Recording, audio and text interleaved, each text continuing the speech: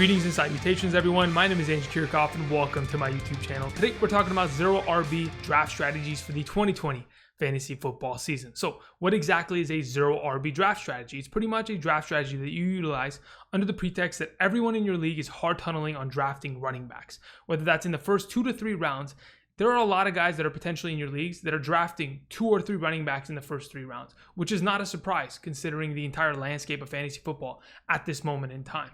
But what that does for you is you sit back, you relax, you draft a stud wide receiver like Michael Thomas or Devontae Adams or even Tyreek Hill in the first round, and you sit back and relax, you draft the best tight ends, you draft the best available wide receivers that come to you in the first 3 to 4 rounds. Now, this is a draft strategy that, in my opinion, has a lot of volatility, and a lot of people swear against using the zero RB draft strategy. I personally don't think it's the best approach going into the 2020 season, but I don't want to go ahead and ignore it completely. In my opinion, no stone unturned. We're going to see what, in my opinion, is the most viable usage of this, if there is, this draft strategy, figuring out exactly when to implement it and how it could be potentially a good thing for your fantasy team if you decide to use it. Either way, speaking of draft strategies, I want to go ahead and remind you guys that later in the month, August 10th to be exact, my 2020 fantasy football draft guide will be releasing, pretty much talking about draft strategies. Now, for those of you who purchased the 2019 fantasy football draft kit that I released, it was pretty much a bunch of player profiles, over 130 player profiles, talking about how I believe specific players were going to produce in 2019 based on their 2018 statistics and all the breakdowns that I did.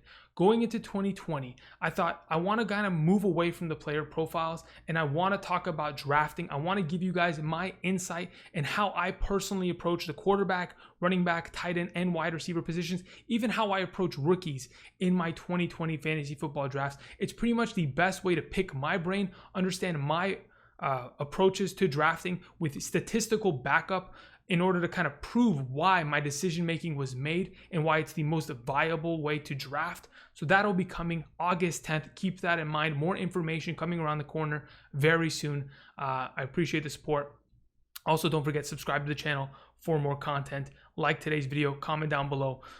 It really does help. I appreciate the support, everybody. Okay, so let's go ahead and let's talk about a zero RB mock draft strategy. As you can see behind me, we are at fantasypros.com. We're going to go ahead and mock something up really quickly, starting off with pretty much drafting Michael Thomas. I think that's probably, in most scenarios, the best usage of a zero RB draft strategy. But before we go into that, I want to talk about scoring formats.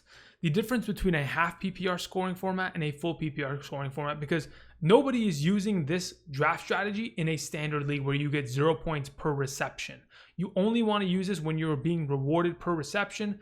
Otherwise, drafting a bunch of wide receivers is not going to do you any good, to be honest. So I wanted to talk about the volatility of doing this specific draft strategy and executing this in a half PPR, because I really do believe that this draft strategy should only be used in full PPR formats, and I'll show you exactly why. So as you can see on the screen, on the left side, we're talking about half PPR running backs versus wide receivers in 2019. Now, an RB1 is a top 12 running back. Last season, the top 12 running backs averaged a total of 260.92 fantasy points per. The top 12 wide receivers, on the other hand, averaged 221.04 fantasy points in a half PPR scoring format. Now, obviously, the running back position far more valuable, especially when you have guys like Christian McCaffrey that are popping off. But overall, last season, the running back position dominated and won fantasy leagues. But when we compare the two, there was pretty much a 15.3% drop in production or 39.88 total fantasy points. So when you go ahead and you opt out of drafting a running back in a half PPR scoring format and you draft a wide receiver potentially in the first round, it could be more detrimental to you than helpful. That's just something to keep in mind. I understand how valuable and effective Michael Thomas was this past season, but let's just keep that in mind. Let's talk about RB2s just down below comparatively to wide receiver 2s. On average, RB2s averaged 180.28 total fantasy points by the end of the year, while wide receiver 2s averaged 185.42 fantasy points by the end of the year, on average. Kind of put it into context, there's a reason why so many people skip out on drafting early wide receivers because, well, the wide receiver 2s aren't that far behind. the drop off from a wide receiver 1 to a wide receiver 2 is not nearly as detrimental as the drop off between a running back 1 and a running back 2. On the right hand side of your screen, you'll see exactly that. There's nearly a 30.91 or almost 31% drop in production in comparison from RB1s to RB2s last season. It's an 80.66 fantasy point drop on average, which is absolutely ridiculous. In comparison to the wide receiver 1 and 2 spots, the top 24 wide receivers are far closer, only a 35.62 fantasy point drop on average. In my opinion, you do not want to utilize a 0 RB draft strategy in a half PPR format. But when we talk about a full PPR format, where we just transitioned to, look at the differentials now. When we talk about a full PPR scoring format, RB1s in comparison to wide receiver 1s in 2019, the differential is nearly cut in half. It's only a 7.93% drop off in total production, 24.3 fantasy points.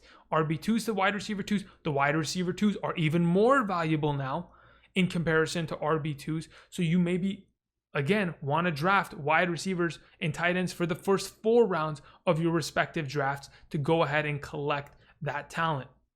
In comparison to when RB1s and RB2s are pretty much sitting side by side, it's almost identical to half PPR. It's above 30%, and wide receiver 1s and wide receiver 2s above 16%. The number that we're pretty much looking at and we're paying attention to overall is the fact that the comparison of RB1s and wide receiver 1s in the first rounds. Are you going to take a bigger hit if you go ahead and implement this strategy in a half PPR? 100%. It's literally twice as volatile, in my opinion, to go ahead and do that in a half PPR. So that's just my opinion. That's the breakdown I wanted to go ahead and let you know. And that's why today we are going to be doing these draft strategies in full PPR, because I do think it is very detrimental to your overall roster to go for a half PPR 0 RB strategy. But again, we're doing it. We're doing it live. Here we go. The 5th overall pick. This is typically when Michael Thomas is coming off the board. When we're looking at the available running backs, Saquon Barkley is gone. Christian McCaffrey's gone. How did Saquon go again? Okay. Regardless, Saquon somehow went before McCaffrey. The computer's lost its mind. When we look at the available running backs, Dalvin Cook's not even camp. But the whole point is to draft Michael Thomas. We're going to take him at the 5th spot because typically in a full PPR, this is a great place to have him. Last year, nobody else scored more than Michael Thomas outside of Christian McCaffrey in a full PPR scoring format. So Michael Thomas is our draft pick. We take him here at the number 5 spot, and we pretty much just wait and see what we get in return as the draft comes back around to us. Now, the draft just came back around to us. Travis Kelce is not available. I personally would have loved to have Travis Kelce there, but again, you could do this strategy like this spot is doing, where you take Devontae Adams, in my opinion, the 2nd best wide receiver in the draft right now, and then take Travis Kelce and be perfectly fine. 3rd round comes back around, you can go ahead and implement by drafting another receiver. But we're going to go ahead and we're going to execute on said strategy. I'm looking at available tight ends. We have George Kittle, who is my number 2 this year. In terms of available best wide receivers, I think Kenny Golladay is a guy that I don't want to skip out on. I know in terms of a full PPR scoring format, he's far less viable considering his total reception count, but a full year of Matthew Stafford is going to be a fantastic thing for Kenny Golladay and his growth. Let's take Kenny Golladay. The whole point is just to see how viable this specific strategy can be. Okay, so the 2 best quarterbacks are gone around the turn. We have the next best tight end off the board. That pretty much leaves Andrew in a specific spot where, okay, I have to decide between another wide receiver or potentially a tight end. At this point, I don't want to draft quarterback. I want to go heavy into this 0 RB strategy. Sure, the running backs that are available, Todd Gurley, Leonard Fournette, Chris Carson, these are great running backs. If I can potentially get some of these guys when the draft comes back to me, that'd be fantastic. But overall, at this moment in time, let's go ahead and say, instead of drafting another wide receiver, because again, there's going to be a lot of wide receiver talent to come off the board in the near future, I want to go ahead and I want to lock down a tight end. Let's lock down Mark Andrews here, solidify that. Again, the wide receivers are going to come off the board accordingly. And then what ends up happening here is I get a pick of the litter. I can potentially go and I can draft wide receiver here. But I think in terms of the 0 RB draft strategy, this is pretty much the limit in terms of where you should stop. Because if in fact I decide to take a Keenan Allen or a Cortland Sutton or a Terry McLaurin with this next available pick, the running back position for me going throughout the rest of the draft is going to be atrocious. I mean, the available guys that are on the board are still fine. I'm happy drafting Leonard Fournette right now in the 4th round. I personally, especially in a full PPR, I'm okay with this. Unfortunately, if I go ahead and skip on a potential running back right now, I don't think I'm going to get the value that I potentially wanted in the 5th and 6th round at the running back position. I could have went Devontae Parker here. To be honest, I think this is the hard cutoff. We can even resume it. So let's do this. I personally would take Leonard Fournette here. I would say let's cut the strategy at the 3rd round. That's pretty much all you want to do. Solidify your top 2 wide receivers, your number 1 running back, your number 1 tight end and your number 1 running back in the first 4 rounds. Now it's come back to me. Where do I go here? I could potentially go Mark Ingram. I could go potentially Le'Veon Bell. Let's say, for example, I honestly think that Le'Veon Bell gets more work in the passing game, but Mark Ingram is Mark Ingram's in a tricky spot. Doesn't get very much work in the passing game. Had over 10 touchdowns last year. Didn't get as many carries. They bring in a new running back, which is a rookie. It's a very tricky situation. Let's just go Le'Veon Bell here. Let's just go for a running back that is a receiving back. Because for many of you who have tried this strategy before, a lot of people say you don't draft a running back until like the 6th round, and then you just focus on guys that are down here, like Tariq Cohen's or James White's, PPR backs, that is their entire purpose, is just catching the ball and gaining value there. I personally just don't like that strategy. I just feel like it could be far more detrimental than it is helpful for you in the long run. But let's just see how this draft is pretty much figuring itself out as we've proceeded here. To be honest, the running back position's staying solid. I can go ahead and I can draft, a pretty good roster here, even though I spent my first 3 picks on guys that aren't running backs. So I can go ahead here. I could potentially draft. I like Singletary. Zach Moss is in the wings. Their offensive lineman, Feliciano, went down, had surgery on his pec. He'll be out for probably 4 months of the season. I mean, he's pretty much done for the year. There's like a guy like I could take a Raheem Mostert. I know he doesn't get much work in the passing game at times, but he's the starting running back of his team. And now I have 3 running backs, 3 wide receivers, and a quarterback, and a tight end. The quarterback position, I'm not really worried about because there's still guys like Aaron Rodgers, Cam Newton, Ben Roethlisberger, Tannehill, and Stafford who are sleepers in my mind. Overall, this draft doesn't look like it's completely killing me. But I want to go ahead. I kind of want to restart this draft. And I actually kind of want to restart this draft from a different draft spot.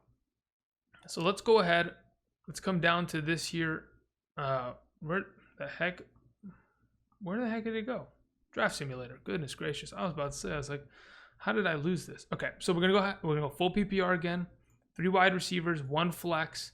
Let's go ahead. Let's draft at the end of the 1st round. Let's go like at the 10th spot. Actually, I kind of want to do that Devontae Adams kind of method just to see what kind of a roster I can potentially construct if in fact Devontae Adams doesn't come off the board before my selection. Okay, Devontae Adams went exactly before me. So let's go ahead and let's continue to try to figure out how to do another wide receiver heavy draft strategy here. Personally, between the 2 of these guys in a full PPR, honestly, I'd probably go Tyreek Hill this year. I like Julio. Touchdowns are just what kills him every year, and that really hurts. Okay, so let's say, for example, in the 2nd round, we take Travis Kelce. We're going full in on the Kansas City Chiefs experiment per se. I'm just, we're testing this out. In the 3rd round, Amari Cooper, Calvin Ridley, AJ Brown, Keenan Allen, DJ. These are great wide receivers. What running backs are available though? Honestly, I really like Chris Carson right here. I like Leonard Fournette, not as much as a Chris Carson. I probably will do like a player profile on him in the coming days. So hopefully, that's something that interests you guys. But let's say we take a wide receiver in the 3rd round. I love Cooper Kupp. I love Robert Woods, and Amari Cooper is a little bit tricky. I think it really depends at this point because I could go for safety. Look, let's go for like Robert Woods here. We go Robert Woods. I'm not trying to hold up the draft. I want to see how many different, and let's say we go another wide receiver here. We leave the running back. Oh, look, this is what I'm talking about. Taking Chris Carson in the 4th round, that is a fantastic spot. I can't even give that up. The first 3 rounds looking good. I can wait potentially on running back, but I don't want to. Like, I feel like as soon as it gets to the 3rd round, that should be the cutoff in any sort of 0 RB strategy, because it's far too risky to let running backs get away from you. Getting Carson in the 4th is a blessing because it is a full PPR scoring format, and a lot of these running backs that don't get a lot of targets, they're going to be available there. Mark Ingram's are going to, David Montgomery, Melvin Gordon, they're not going to get 70, 80 targets this year in comparison to the early round guys, but they're still going to be just as valuable because of their red zone work, because of the opportunities they get 20 touches a game. These are guys that I absolutely love.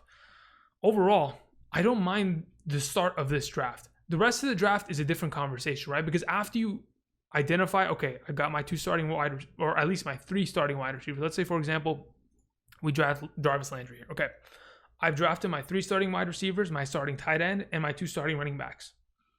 All I have to do is fill a flex and a quarterback, and my starters are ready to go. I can fill it with another Raheem Mostert, DeAndre Swift, James White, etc. Overall, I don't think this is a terrible strategy.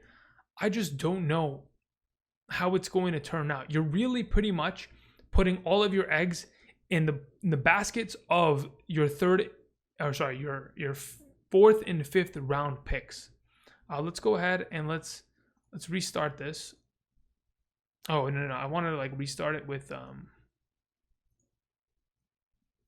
let's go to back to draft settings. Let's go ahead and let's pick at the number 12 spot. Same deal. Let's sit at the end. Let's see what kind of team we can construct. I might go back and potentially try to put together a roster that is just straight wide receivers and wide receivers and tight ends for the first 5 rounds. I don't think you're going to find success there. That's my only concern. All right. In this specific draft, almost all the good wide receivers are taken, except for Tyreek. Wow, okay, Tyreek Hill. Let's take Tyreek Hill in the 1st round. Beautiful. He's on the thumbnail for a reason, ladies and gentlemen. And in my 2nd pick, let's go with Chris Godwin. I'm okay with that. I'm not angry at that at all.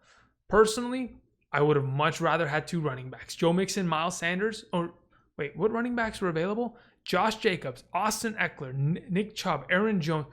Look, in a full PPR, there's a very good reality in which Tyreek Hill scores more points than a Nick Chubb. There's a possibility there, especially with receptions and maybe even Chris, Godwin stealing a lot of receptions here, that they could score more than these respective running backs. But the safety of the running back position and the drop off of talent there scares me. That's why I'm saying that the 4th and 5th round running backs are everything, especially for this draft strategy. They're everything. They're going to determine the success of your season, because if a Tyreek Hill and Chris Godwin, if they produce like they're supposed to, and they keep pace with the guy that drafted Derrick Henry and Kenyon Drake, if they keep pace there, that's perfectly fine. But the problem, like I showed you earlier, is the drop-off between RB2s and wide receiver 2s. The wide receiver 2s are far better producers.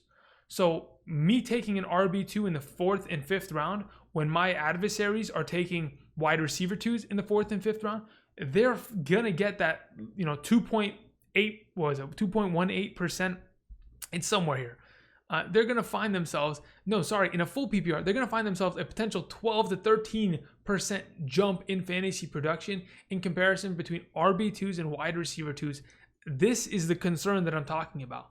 This is why I'm afraid of even utilizing this in a full PPR, because again, it does hurt if in fact all goes awry. Okay, let's say for example, we take Mark Andrews, and then we go ahead and we go to the wide receiver position, and we're like, okay, we think Odell Beckham Jr. is going to have a fantastic career. We've spent the first 4 picks. We let the draft go away from us. We let guys like Chris Carson, Leonard Fournette come off the board, and we did not grab them. What happens when the 5th round comes around? We have still good running backs. Mark Ingram's there. Boom, we lock him down. Sure, he's not, a PPR stud, but he is a guy that's going to potentially get all the goal line touches for his team. And actually, not all. Let's say he gets like 40% of them, but he could be really good. There are guys like Jonathan Taylor. What if Jonathan Taylor wins the job this offseason, and me selecting him here, behind the best offensive line? I talked about rookies just a couple weeks ago. Jonathan Taylor could be in line for a huge season with the Indianapolis Colts with Phillip Rivers, leading the team there. Overall, not a bad team. Sure, my running backs are going to, like I've said, determine my year. If Mark Ingram isn't the RB1 that he was last season, if Jonathan Taylor doesn't win the job until week 8, these are decisions that are going to potentially hurt, maybe even lose me the season overall. That's why the volatility of going 0 RB is such a contested idea. A lot of people will tell you, and not by accident, that 0 RB is pretty much a death sentence at times, because to be honest, if in fact you don't get the gems that you need later in the rounds, it's just not going to be it. So what I want to go ahead and do, one last time, I want to go ahead, do one little draft before we close out today. I want to draft from like the number, let's go to number 7, because that's where kind of Davante Adams was available. I want to see what a Davante Adams draft looks like at number 7, and then I'll give you my closing thoughts on this specific draft strategy when I think it's the most, especially after kind of witnessing it, when I think it's most viable. Okay, so Davante Adams, that's my first round pick in a full PPR. No problem there. I'm satisfied with that selection because he could produce just as much as some of these other guys in a full PPR, especially if he has a full season. Again, last season, he missed 4 games, and you should have seen what he did in the last 5 regular season games and in the playoffs. The guy was incredible. In the playoffs, he had over 100 yards in each game, 2 receiving touchdowns, 22 receptions. It was fantastic. That's what he's going to bring into the 2020 season regardless. If we go and we're seeing, there's a lot of, it's actually interesting that the draft pretty much is kind of copying my play style here. Let's say we go for Travis Kelce in the second round. We take the best tight end off the board. We go ahead and start gaining a little bit of a gap there. And then in the third round, we go ahead, the available players, okay, running backs, sure. Let's say we take DJ Moore here. DJ Moore could be a fantastic wide receiver this season, was very consistent, had very few inconsistent performances last year. I talk about that in the 2020 draft guide for this year, again, August 10th. Don't forget about it. All right, let's see. What else can we do here? Let's say, for example, we take Calvin Ridley. Okay, we're locking down as many of these wide receivers as possible. And then we can go ahead and in the fifth round, what the heck is Chris Carson doing there, huh? Mark Ingram? Oh my, don't mind if I do. Look, I know that this draft simulator isn't going to be the greatest indicator of how a draft is going to go, but I can assure you that Chris Carson and Mark Ingram in the 5th and 6th round is probably not a likely outcome for many leagues. I'll be the first one to admit that. If that is a possibility, then I don't mind this draft because I have 3 stud wide receivers that I'm very, very confident in this season. 2 of them from the NFC South, which is my favorite division in terms of wide receiver production. You have Travis Kelce, yearly stud. You have Chris Carson, who again, I keep talking about. I'm going to make a video on him pending. And then Mark Ingram, who again is a top 12 back last year with a lot of potential this year. You go ahead, maybe you pick up a James White as a flex option here, and you're good to go. You're rolling. With your first 4 picks not being running backs, you could potentially have a decent roster here. Again, I have ignored quarterback to an extent, but ignoring quarterback isn't a big deal when you're confident at drafting Drew Brees at the 8th, right?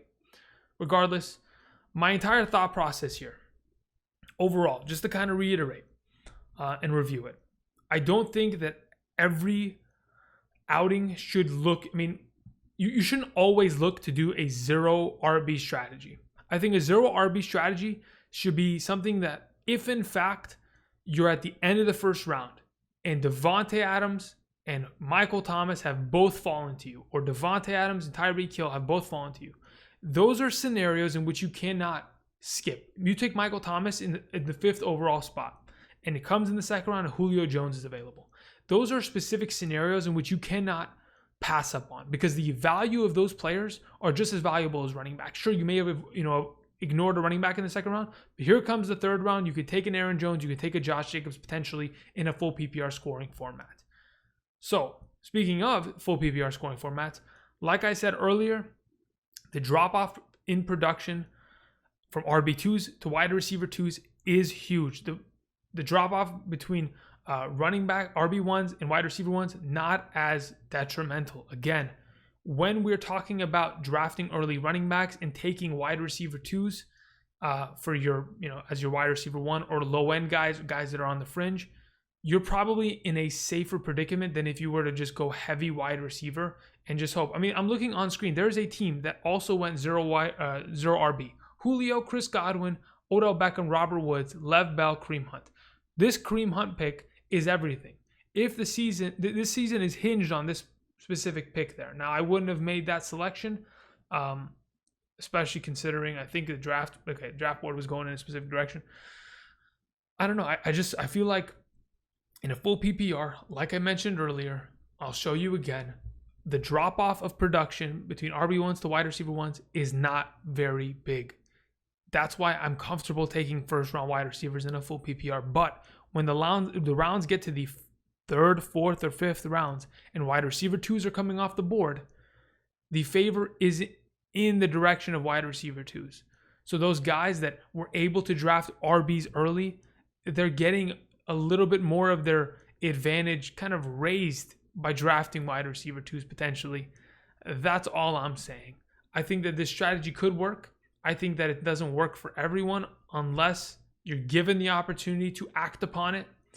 Overall, hopefully this helped you guys kind of broaden your perspective on exactly what a zero RB draft strategy looks like and what it entails. And hopefully my analysis and breakdown kind of makes sense in terms of what you guys should do. Again, the cutoff, in my opinion, third round. I think if you take a fourth round wide receiver, you're doing more hurt. I mean, you may be hurting your roster more than you're helping it. But again, these mock drafts may not be the greatest indicator, so you pretty much have to go find a live draft, get that done. I'm sitting here and it's pretty late over here, so there's nobody mock drafting, in the late AM or the early AMs. Regardless, thank you everybody for watching. Again, subscribe to the channel for more content. Let me know down below in the comment section, what do you guys think about zero RB draft strategies? Do you use them? Have you found success with them? What is your cutoff? What's your thought process? Let me know. Thank you everybody for watching. Hit the like button. And until next time, I'll see you guys. Peace.